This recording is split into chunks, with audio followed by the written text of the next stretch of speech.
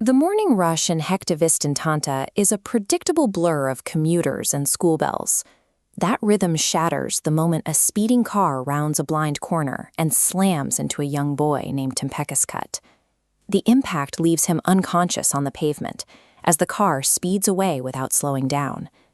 In severe trauma cases, a critical window opens immediately. These first few minutes dictate whether the body survives the initial shock and internal damage.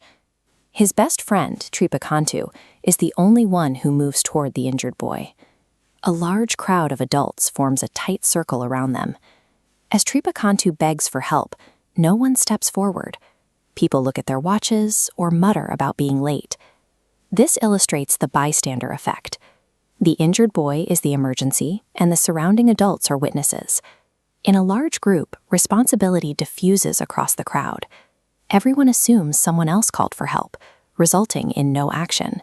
Realizing the crowd has stalled, Tripekantu stops pleading. He wipes his eyes, bends down, and hoists his heavier, unconscious friend onto his back. When collective responsibility fails, survival depends entirely on individual action. That responsibility now rests squarely on the shoulders of a child. Every step toward the hospital forces Tripekantu's small frame to absorb a load heavier than his own body. His muscles burn and his legs buckle under the weight, his shoes dragging across the asphalt as he refuses to set his friend down.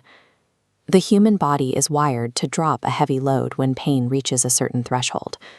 Most people would have collapsed blocks ago, yet Tripekantu continues to move. This endurance is rooted in their earliest history. Since their first day of kindergarten, the two boys maintained a strict, unspoken system of fairness in everything they did. At the candy shop, every purchase, whether a chocolate or orange toffee, was split 50-50, regardless of who paid. These thousands of small exchanges built absolute reliability, becoming their default way of interacting with the world. This physical feat is the result of that long-term conditioning.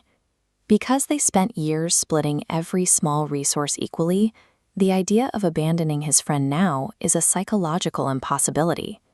At the midway point of the journey, the physical pain is no longer a warning, it is a constant. Tripekantu's breathing is shallow, and his body is signaling him to stop. He focuses on their shared dreams, flying kites on their rooftops, becoming the city's doctors and police officers, the people who step in when others are in trouble. He also remembers a time when the roles were reversed.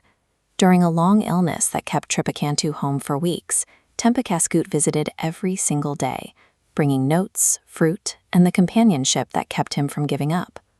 This creates a state of asymmetric reciprocity. When one person provides care during a time of total vulnerability, it builds a sense of obligation that is often stronger than the instinct for self-preservation. Tripekantu once promised to return the favor.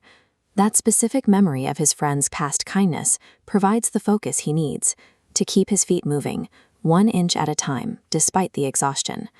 This history of mutual support acts as a counterweight to physical pain. The memory of being cared for in the past makes the current burden feel manageable.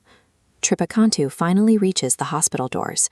He waits long enough to see medical professionals take over, before his own strength finally gives out and he collapses. The medical reality of the crash meant Tempekheskut's condition was approaching a point of no return. Their arrival at the hospital doors occurred just seconds before his injuries would have become fatal. When Tempekheskut eventually wakes up, he finds Tripekantu still by his side. He realizes that while the rest of the city watched from the sidelines, his friend chose to carry the weight alone. The city of Hektivistentanta eventually recognized the act with public praise and classroom applause. The story resonated because it highlighted a level of commitment that is rarely seen in daily life. In Hektivistentanta, friendship is defined by the willingness to physically bear a burden when the rest of the world chooses to stand paralyzed. It is an active, grueling choice to stay when everyone else walks away.